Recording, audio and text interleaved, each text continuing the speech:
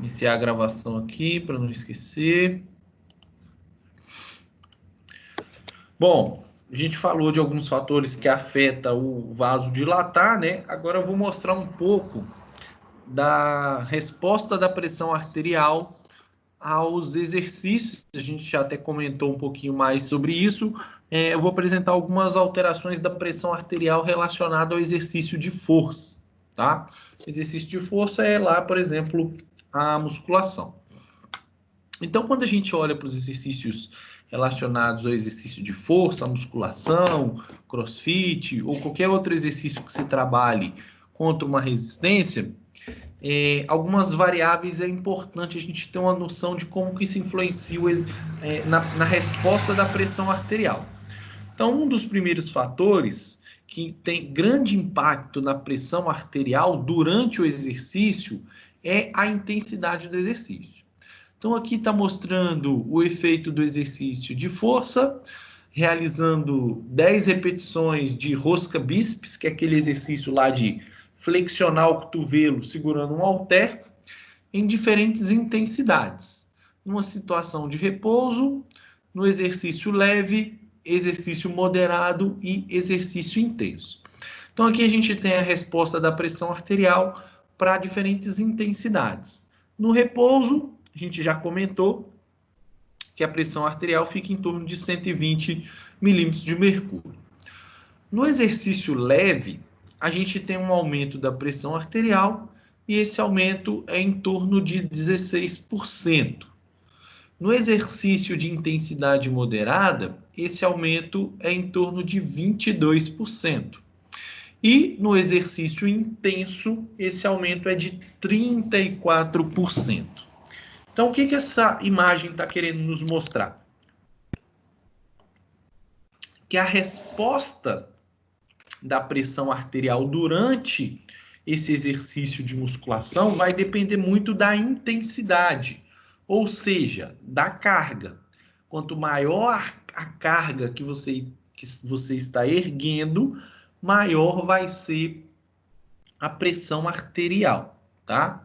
Inclusive, uma das recomendações é que com hipertensos, a musculação não deveria utilizar exercícios muito intensos, porque exercícios muito intensos causam aumentos muito grandes na pressão arterial, principalmente se for exercícios que você faz acima da cabeça, né? Ou seja, exercícios que a carga é elevada acima da cabeça teriam um aumento muito alto da pressão arterial, então não seriam os mais indicados. Beleza? Beleza. Outro fator que pode afetar a pressão arterial durante o exercício, aí eu botei aqui esse é um resultado da pressão arterial, tá? Da pessoa, tá aqui os valores de pressão arterial. Aqui ele mostra MAP, tá? O que é o MAP? É pressão arterial média.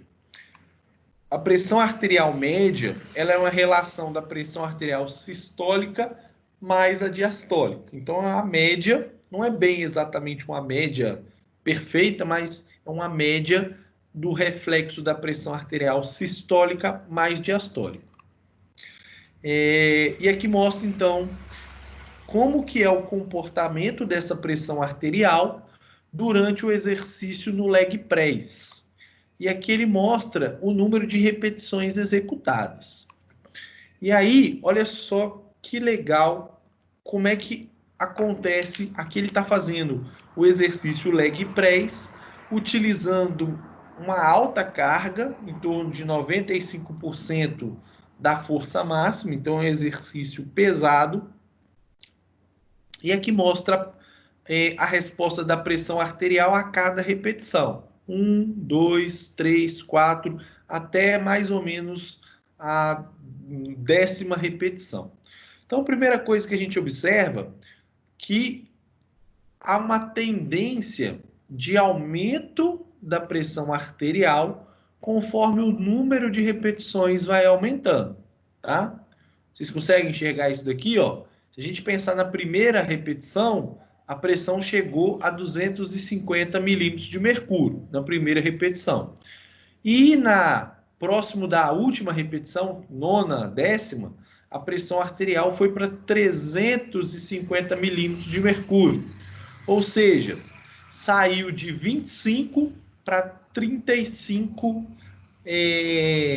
pontos, né, a mais na pressão arterial. Ou seja, um aumento significativo da pressão conforme você faz mais repetições e se aproxima da falha muscular. Então, quando você está fazendo um exercício de força, quanto mais repetições você estiver fazendo com a mesma carga, maior tende a ser a pressão arterial. Tranquilo isso?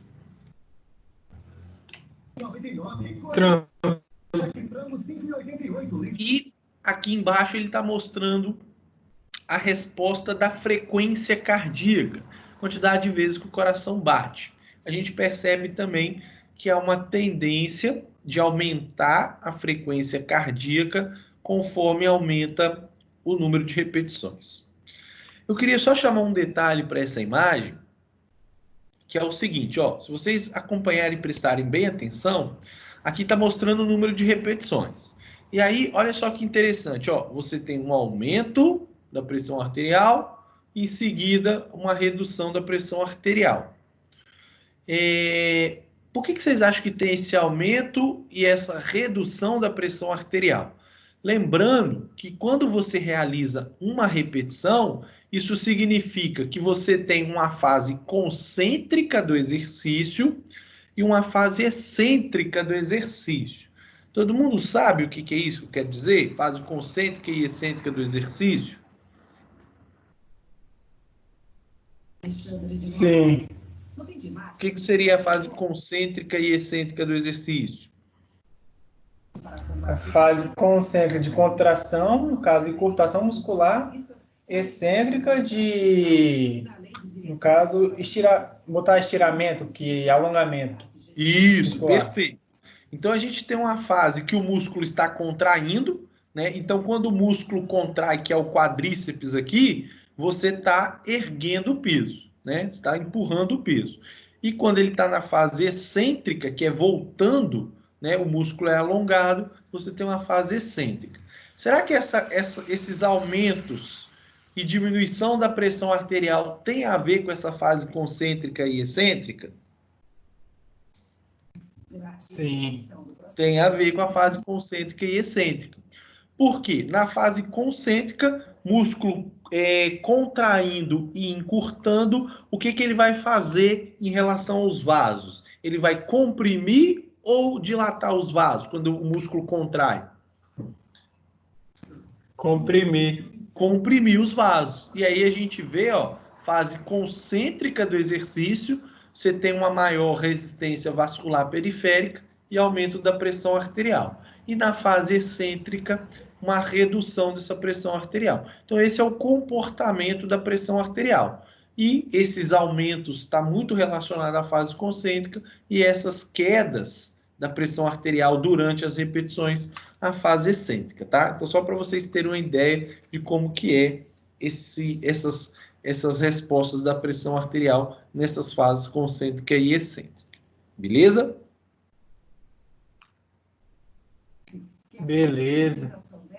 A outra imagem é só para mostrar um outro detalhezinho de como que acontece as alterações na pressão arterial. Então, eu falei que a pressão arterial, quando está relacionada ao exercício de força, musculação, primeiro, na primeira imagem lá, eu falei que tem relação com a intensidade. Quanto mais intenso, maior é a pressão. 2, quanto maior o número de repetições, e quanto mais você vai se aproximando da fadiga muscular, maior também tem de ser a pressão arterial. Então, é um outro fator. Então, intensidade aumenta a pressão arterial. Número de repetições executadas também tem a ver com o aumento da pressão arterial. E terceiro, o outro fator que afeta a pressão arterial durante o exercício de força é o número de séries, tá? Então, aqui está mostrando a resposta da pressão arterial sistólica e diastólica de acordo com o número de repetições. Então, aqui a gente tem, ó, 1, 2, 3, 4, 5, 6, 7, 8, 9, 10 repetições, né? Então, a gente já viu na imagem anterior que conforme aumenta o número de repetições, também aumenta a pressão arterial, tanto sistólica como diastólica. Só que o legal é o seguinte, ó, aqui também mostra o número de séries. Lembra, o número de séries é composto por um conjunto de repetições. Então, se a gente pensar aqui, ó, a última repetição da primeira série e comparar com a última repetição da segunda série e a última repetição da terceira série, aonde a pressão arterial foi maior? Na última repetição da terceira série. Ou seja, além do número de repetições, o número de séries que você executa também tem impacto na pressão arterial.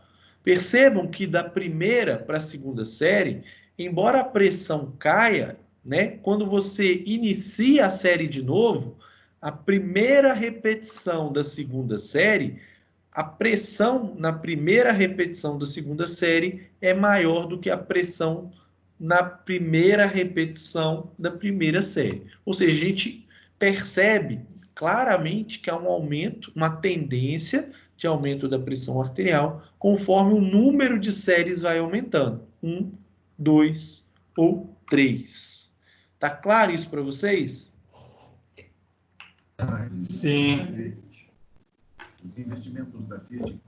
Então, de modo geral, a gente pode resumir essa pressão arterial relacionada ao exercício de força a vários fatores.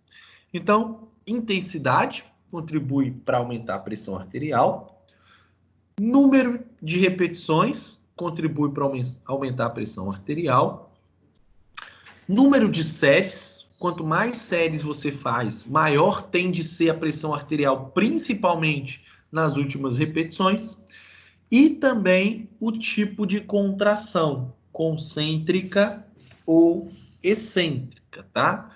Concêntrica, a pressão sobe mais, excêntrica, a pressão sobe também, mas ela sobe menos. Ok? Tá claro isso para vocês? Esses 4 pontos que eu levantei? Ok. Isso. Agora a gente entra numa outra parte, que é a capacidade desse sistema cardiovascular, tá? Bom, isso aqui eu já tinha falado, o débito cardíaco é a quantidade de sangue bombeada pelo coração durante 1 minuto. Durante o exercício, eu já tinha comentado também que ocorre um aumento do débito cardíaco que é proporcional ao esforço, ou seja, a quantidade de sangue bombeada ela vai ser muito dependente da intensidade do exercício. Quanto mais intenso for o exercício, maior tende a ser o débito cardíaco. Eu gosto dessa imagem que é bem legal para ter uma noção da função do nosso coração. Então, eu tinha dito que em repouso, o débito cardíaco, que é influenciado pela frequência cardíaca vezes o volume sistólico, em repouso, em 1 minuto, o nosso coração bombeia aproximadamente 5 litros de sangue. Só para você ter ideia, em um dia, se você pegar esses 5 litros de sangue bombeado em 1 minuto e avaliar qual a quantidade de sangue que circula no seu corpo em um dia, o seu coração consegue movimentar mais ou menos 7 caixas d'água de 1.000 litros. Ou seja, daria para o seu coração, ou seja, de hoje para amanhã, o seu coração consegue movimentar no seu corpo uma quantidade de sangue que daria para movimentar 7 caixas d'água de 1.000 litros. Então, isso nos dá uma dimensão da importância do coração e do trabalho que ele executa. né? Então, o coração é uma bomba muito eficiente para o nosso corpo, né? Se você pensar em movimentar isso tudo, chega a ser até meio assustador, é ou não é? Sim. E É isso muita coisa, pai. é muita coisa. E isso a gente está falando de um coração se ele ficasse em repouso o dia todo, né? Sentado, parado. Só que durante as atividades que a gente faz, subir o lance de escada, caminhar para ir no supermercado, na verdade a quantidade de sangue movimentado é até maior do que isso daqui, né? Então, isso é só para a gente ter uma noção. Vamos então comparar, agora a gente vai falar mais do débito cardíaco. As diferenças de débito cardíaco, né? Quando a gente compara uma pessoa destreinada com uma pessoa treinada. Primeiro, numa situação de repouso e depois numa situação de exercício. Bom, o débito cardíaco é uma relação de frequência vezes volume sistólico, e aqui está mostrando a diferença da quantidade de sangue que circula em um minuto no destreinado e no treinado. Numa situação de repouso, esse débito cardíaco ele é semelhante quando você pega um sujeito destreinado com um treinado. Porém, o que a gente consegue observar nessas variáveis aqui, ó? Frequência cardíaca numa pessoa destreinada está em torno de 70 batimentos por minuto, e enquanto na pessoa que faz exercícios, principalmente de característica aeróbica, a quantidade de vezes que o coração bate, ela é menor se comparada a esse sujeito, né? Em compensação, uma pessoa treinada em exercício aeróbico, quando o coração contrai, ele ejeta mais sangue do que o coração de uma pessoa destreinada. Aí, Felipe, imagina que eu te pergunto assim, ó, olhando para isso daqui, qual parece ser o coração que vai ser mais eficiente? Qual é aquele coração que consegue trabalhar menos e produzir o mesmo tanto, né? Qual que você acha ali com base nesses dados ali?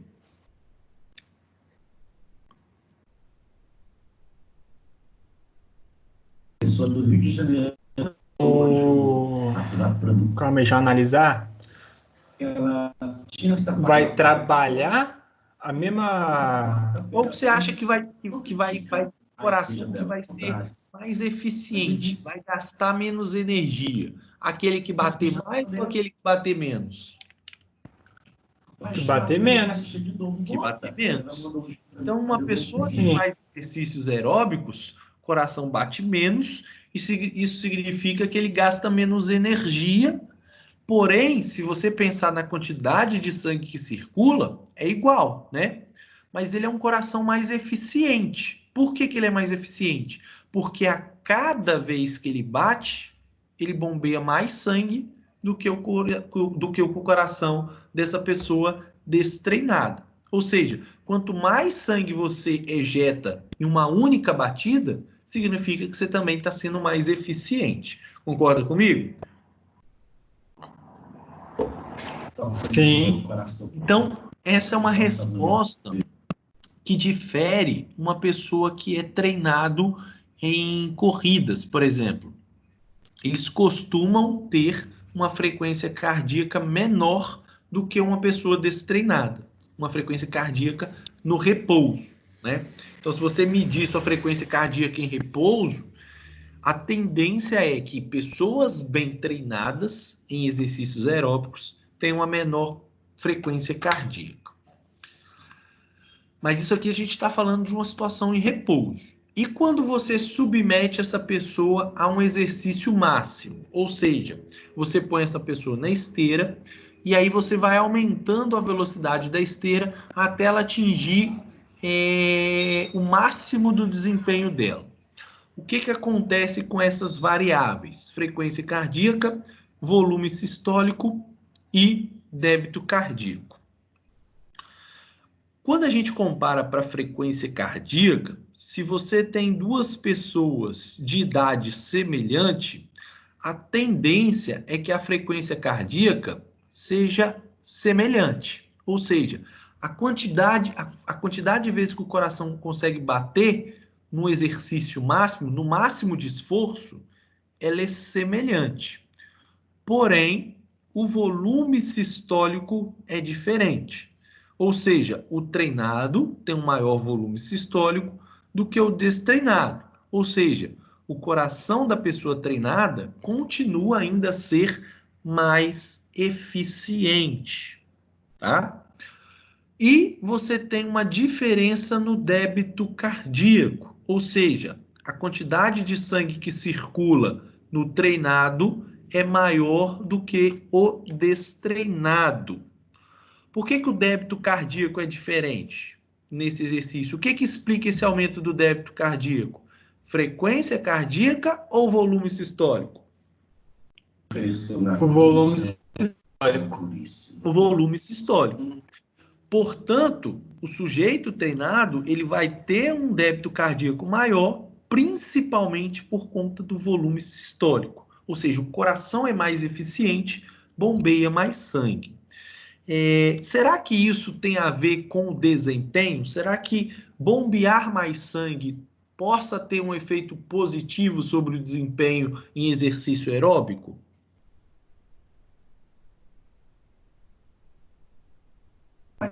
Sim.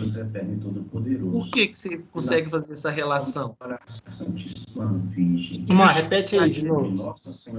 Por que você bombear mais sangue vai ter um efeito positivo no exercício aeróbico? Pela circulação do sangue e do oxigênio para manter a atividade. Caso a vasodilatação lá, que nós vimos há pouco atrás. Uhum. E mais uns fatores aí. Não, mas é isso mesmo. Você tocou no ponto-chave aqui. Se você faz circular mais sangue, que é uma relação do débito cardíaco, isso significa que você também entrega mais oxigênio para os músculos. E entregando mais oxigênio, eles conseguem trabalhar, né? E aí fazer um exercício mais intenso. Quanto mais oxigênio, mais ATP eu produzo e, portanto, isso tem efeito fundamental nos exercícios de característica aeróbica. Então, o que eu quero chamar a atenção? Que o débito cardíaco, que é essa capacidade do sangue transportar oxigênio, ela é muito importante em exercícios aeróbicos. Então, ter um alto débito cardíaco vai ter relação também com maior consumo de oxigênio, maior VO2, né? Vai ter relação com essa capacidade aeróbica melhorada, beleza? Beleza.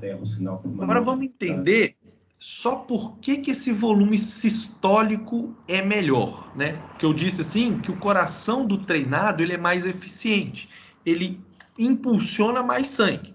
Não é isso que eu falei? Através do volume sistólico. Por que então que o sujeito treinado tem um maior volume sistólico? Bom, um dos principais fatores que afeta o volume sistólico é conhecido como adaptação do coração de atleta. O que é essa adaptação relacionada ao coração do atleta? É uma hipertrofia do músculo cardíaco, do músculo do coração, que envolve tanto uma hipertrofia chamada de hipertrofia excêntrica, como também uma hipertrofia chamada de hipertrofia concêntrica, tá? O que são essas hipertrofias no coração? Vamos por partes. A hipertrofia excêntrica seria o aumento desse espaço interno, tá? Então, hipertrofia excêntrica é um aumento do espaço interno do coração, do ventrículo. Portanto, se o espaço interno está aumentado, vai caber mais ou menos sangue aqui dentro?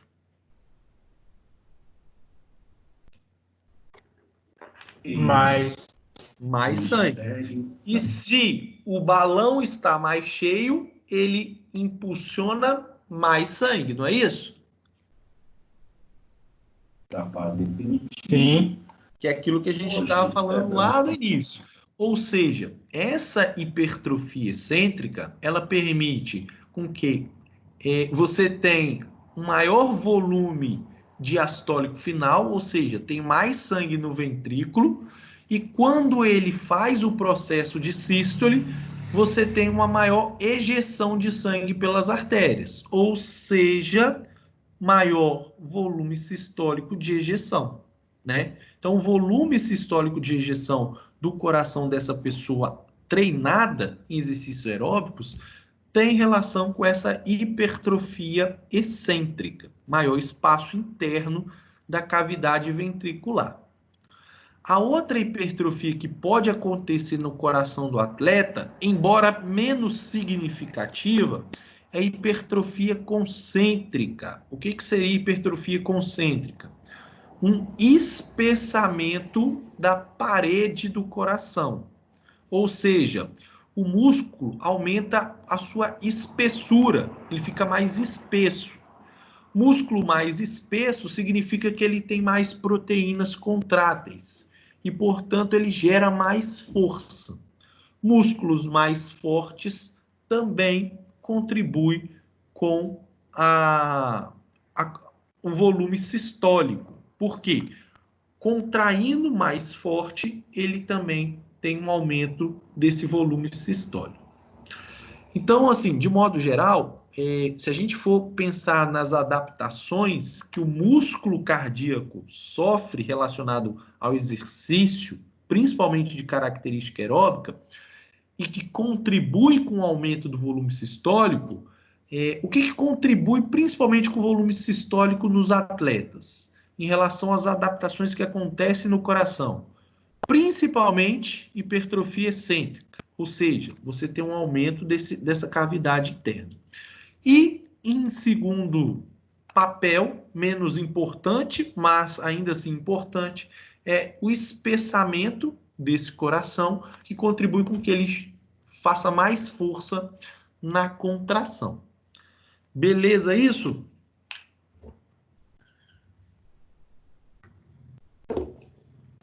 Tranquilo.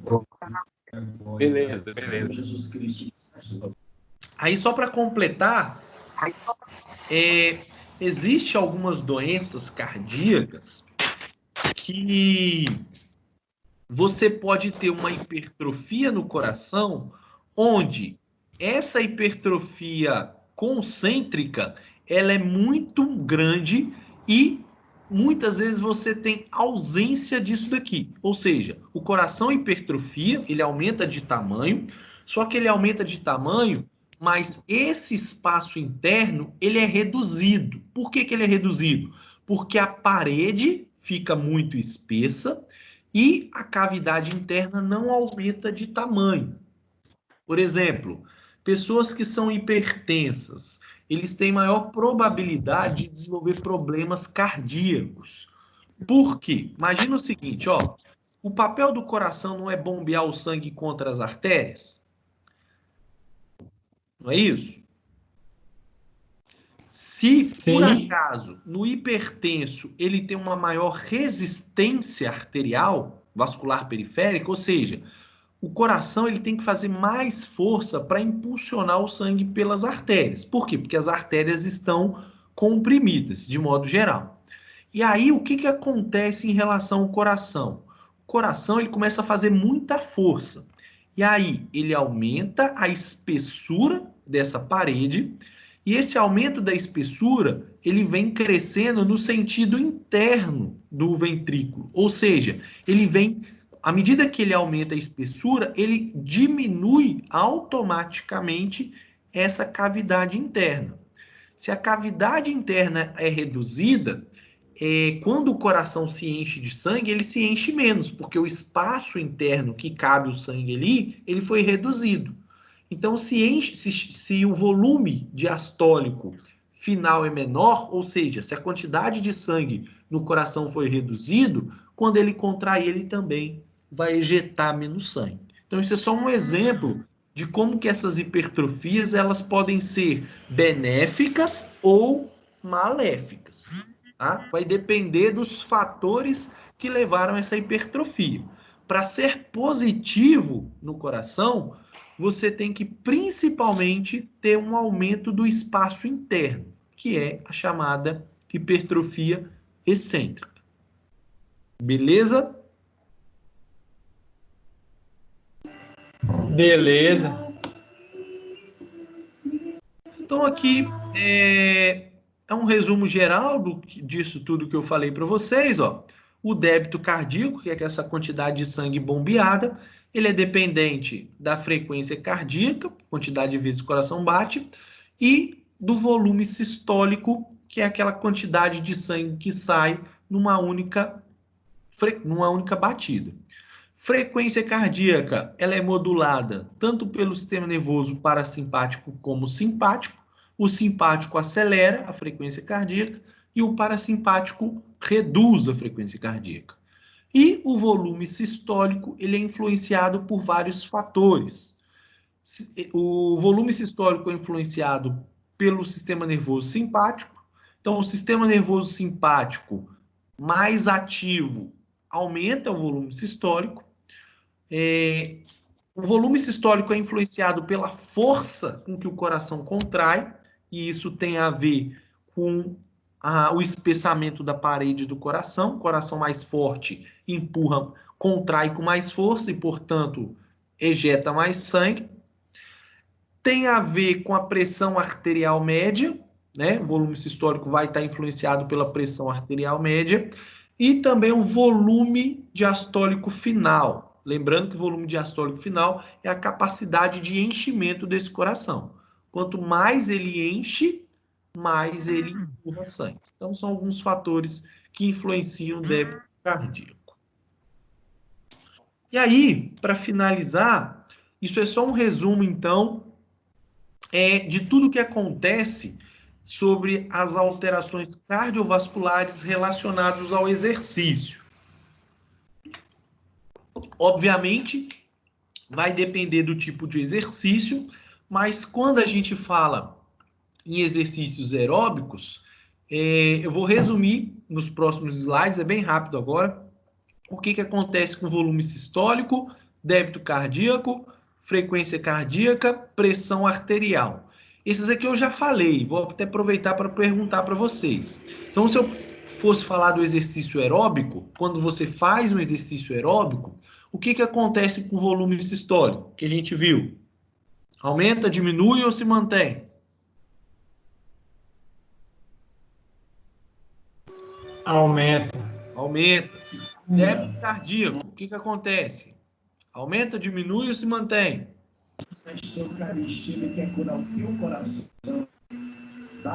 Aumenta. Aumenta. Frequência cardíaca durante o exercício aumenta também. Aumenta. E pressão arterial. A pressão arterial, se você lembrar ali, em relação ao exercício aeróbico, a sistólica aumenta, mas a diastólica se mantém ou diminui. Então é isso que eu vou mostrar mais à frente e depois eu falo desse último aqui, que é a arteriovenosa.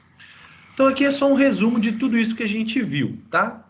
Pressão arterial durante o exercício aeróbico aumenta conforme aumenta a intensidade do exercício. Então a sistólica vai aumentar conforme a intensidade do exercício aumenta, enquanto a diastólica vai se manter ou até mesmo diminuir. Volume sistólico, que é a quantidade de sangue que sai do coração, ele aumenta durante o exercício, mas ele aumenta até mais ou menos 50% da intensidade. Depois, mesmo aumentando a intensidade do exercício, esse volume sistólico ele se estabiliza. Ou seja, o volume sistólico, ele saindo do repouso por exercício, ele aumenta, né? Mas chega uma hora que ele estabiliza, onde, mesmo aumentando a intensidade, o volume sistólico permanece relativamente constante. Aqui mostra as outras variáveis, que seria o débito cardíaco. Lembrando que o débito cardíaco vai depender do volume e da frequência, tá? O débito cardíaco, que é a quantidade de sangue bombeada por minuto, ele vai se elevar durante o exercício e ele se eleva conforme a intensidade aumenta. Ou seja, quanto maior a intensidade, maior vai ser o débito cardíaco. Frequência cardíaca também vai ter um comportamento semelhante, ou seja, quanto maior a intensidade do exercício, maior vai ser a resposta da frequência cardíaca. Inclusive, a frequência cardíaca é utilizada para avaliar a intensidade do exercício aeróbico, tá? Então, um exercício aeróbico vai... Por quê? Por que a frequência cardíaca é utilizada para monitorar a intensidade do exercício aeróbico?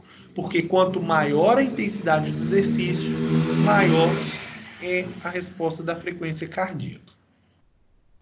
E, por último, o outro fator que afeta, que está relacionado ao aumento da intensidade do exercício, é um negócio chamado de diferença artério-venosa.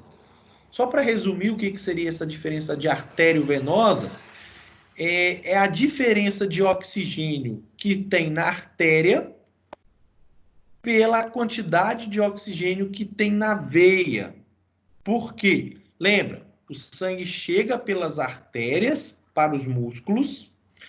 Quando o sangue passa pelos músculos, os músculos retiram parte desse oxigênio e o que sobra de oxigênio, que não foi capturado pelos músculos, voltam pelas veias, tá? Então, a diferença artério-venosa, ela representa a capacidade do músculo retirar oxigênio do sangue. Quanto maior a diferença artério-venosa, maior foi a quantidade de oxigênio capturada pelos músculos durante o exercício. Então, aqui está mostrando que conforme a intensidade do exercício aumenta, aumenta a diferença artério-venosa, ou seja, músculos estão tirando mais oxigênio da corrente sanguínea. E aí, acho que mais 3 slides aqui. Bom, uma coisa importante que eu mostrei aqui, ó, é que a frequência cardíaca ela é útil para monitorar a intensidade do exercício aeróbico.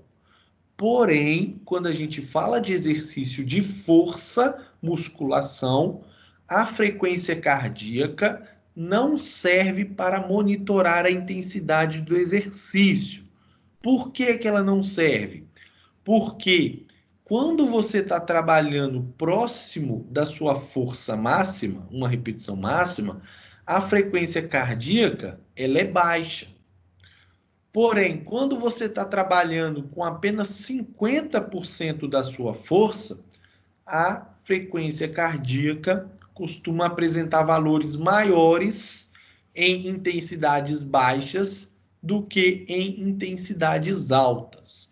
Então, frequência cardíaca só é útil para relacionar com a intensidade do exercício se for o exercício aeróbico.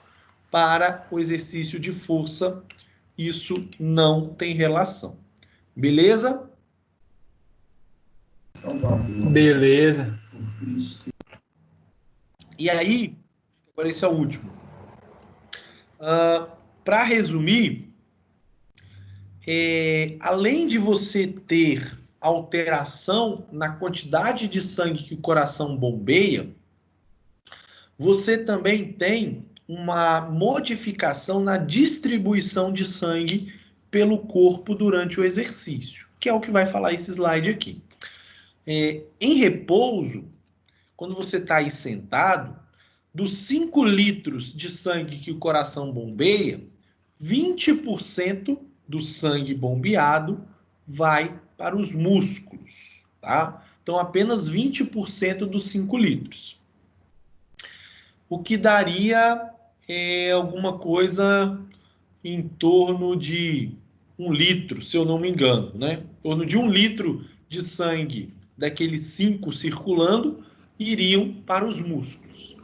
Durante o exercício, além de você ter um aumento do débito cardíaco, ou seja, você sai de 5 litros para 20, 30 litros por minuto, você tem também uma modificação no fluxo, ou seja, quase 90% do sangue vai para os músculos. Ou seja, numa pessoa que está em exercício, se o débito cardíaco é em torno de 25 litros por minuto, em torno de 22 litros, que é 90%, vão diretamente para os músculos. Então, o que eu quero dizer com isso? Vamos olhar para essa imagem aqui, que ela resume um pouco do que está descrito naquele slide ali. Aqui é uma situação de repouso, tá? Situação de repouso, você aí sentado na cadeira. De modo geral, está circulando no nosso corpo, quando a gente está aqui sentado na cadeira, em torno de 5 litros de sangue por minuto, ou 5.000 ml. E aqui mostra nesse gráfico a distribuição desse sangue, né? Desses 5 litros, quanto que vai para o fígado, quanto que vai para os rins, outros tecidos, o cérebro, a pele, o coração e os músculos. Então, aqui está mostrando que apenas 20% do sangue está indo para o músculo. No repouso, os tecidos que mais recebem sangue é o fígado, com 27%, e os rins, com 22%, né? Durante o exercício, olha só que interessante, você tem um aumento do débito cardíaco, que sai de 5 para 25 litros, ou 25.000 ml, e você tem um aumento percentual da quantidade de sangue que passa pelos músculos. E o ponto que eu queria mais chamar a atenção é isso daqui, ó. O fígado, durante o exercício, passa a receber 2% e apenas 500 ml. Ou seja, no repouso ele recebia 1.350 ml. No exercício, ele passa a receber apenas 500 ml, né? A mesma coisa acontece para os rins. Ele recebia 1.100 ml, passa a receber 250. Isso significa que eu estou tirando o sangue desses tecidos, não é isso que está acontecendo? Sim. Calma aí. Sim. Não é isso? Se tinha 1.350 ml, durante o exercício eu tirei sangue do fígado e tirei sangue dos rins, porque reduziu a quantidade de sangue que tem nesse tecido. Como é que eu faço para tirar o sangue daquela região? Uma das formas de você reduzir a quantidade de sangue que tem lá, por exemplo, no fígado, é você gerar uma vasoconstrição. O que é isso? Os vasos sanguíneos do fígado, eles são comprimidos. E aí, o sangue que estava lá é impulsionado para outros tecidos. Por exemplo, para o músculo esquelético, né? Então, o que acontece? Durante o exercício, fígado e rim, por exemplo, os vasos sofrem um processo de vasoconstrição. Eles diminuem o seu diâmetro e, portanto, o fluxo de sangue ele é direcionado para outros tecidos. Por exemplo, para os músculos. Durante o exercício aeróbico, o que acontece com o vaso lá no músculo? Ele comprime ou ele dilata?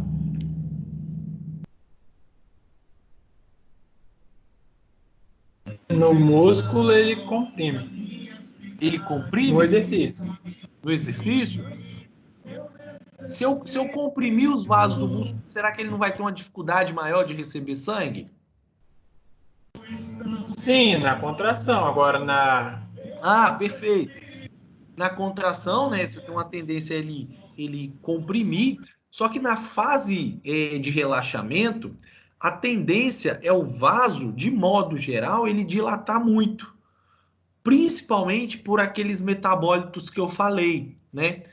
diminuição de oxigênio, aumento da concentração de CO2 ali no vaso, produção de óxido nítrico. Então, de modo geral, se você pegar um resumo geral de todos os vasos do músculo esquelético, a tendência é que os vasos que compõem todo o músculo esquelético, de modo geral, eles vão dilatar, né? É claro que tem esses pontos que você falou, né?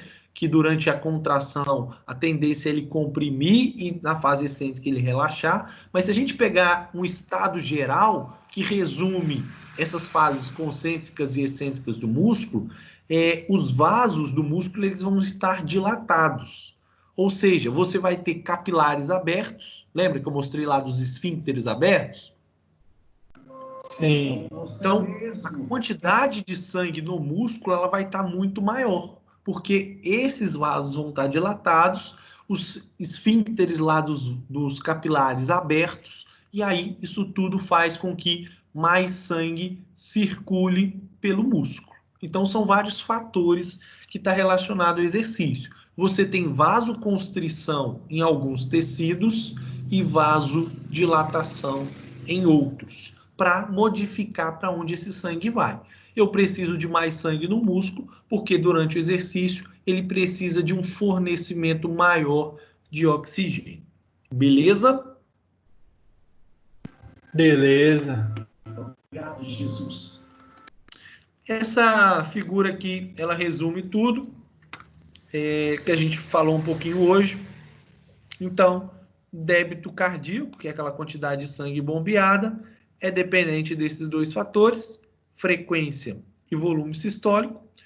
O débito cardíaco influencia na quantidade de sangue que chega para os músculos. Ou seja, maior o débito, maior a quantidade de sangue que chega para os músculos. E aí as relações que existem entre débito cardíaco e essas variáveis. Aumento da frequência, aumenta o débito. Aumento do volume sistólico, também aumenta o débito.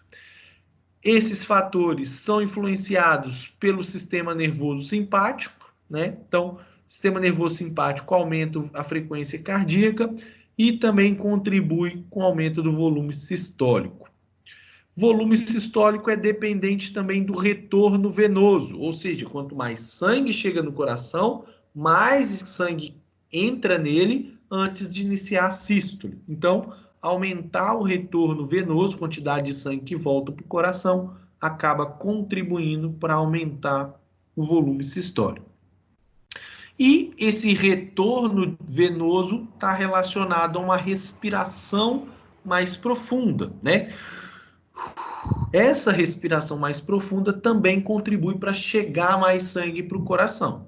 E durante o exercício, o que a gente tem é exatamente um aumento dessa respiração mais profunda, né? Ou seja, o volume corrente é maior, a respiração é mais profunda, e isso também tem a ver com um melhor retorno venoso.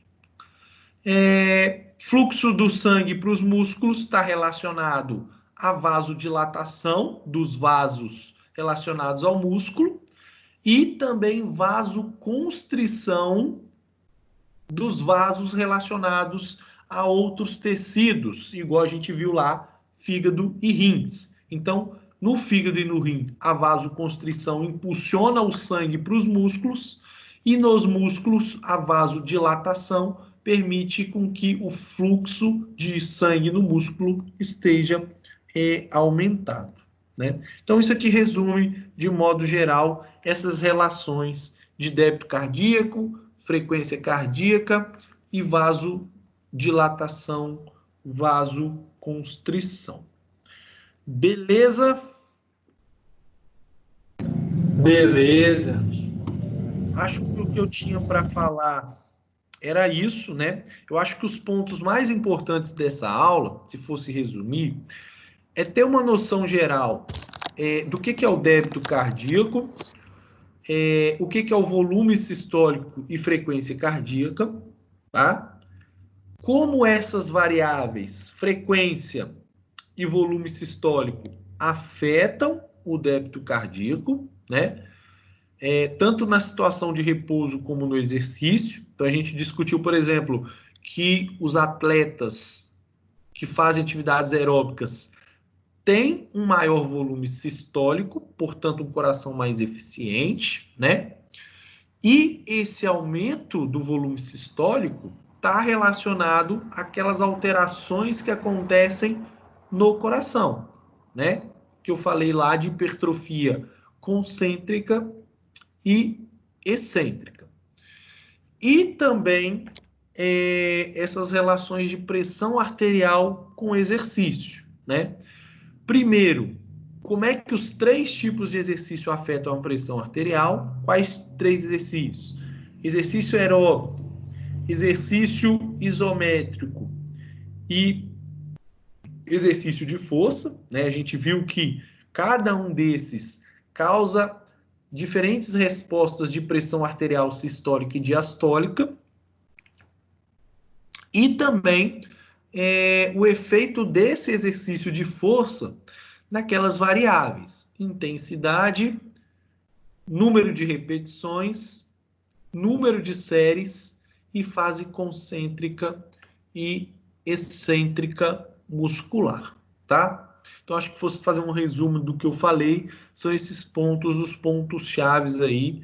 E aí eu até aproveito que é uma dica aí de questão de prova que eu sempre gosto de colocar perguntas em relação a esses temas.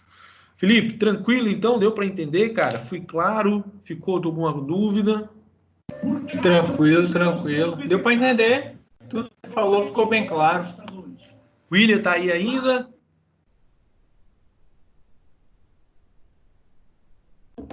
Acho que não. Então é isso.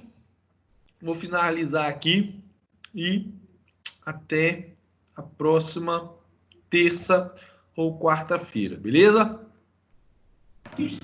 Valeu. Valeu, abraço, cara. Os seus dedos eram endurecidos, você não tinha mais o movimento da mão. E o Senhor agora